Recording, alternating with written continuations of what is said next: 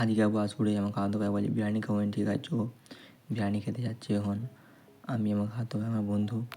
গুরুবাজার রাস্তায় যাচ্ছি, আসুরে এসে দেখি দোকান বন্ধ।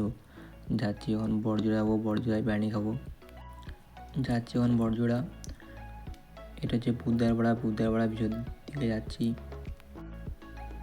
টার্নিংটা ঘুরবো, টার্নিংটা ঘুরে সোজা বড়জোড়া, টার্নিংটা ঘুরবো, এবারে টার্নিংটা ঘুরে চলে এলাম। এবারে যাচ্ছি সবজি হাটতলায় বড়জোড়া চলে এলাম, বড়জোড়া হাসপাতালায় গাড়ি রাখলাম, বাজার চলে এলাম।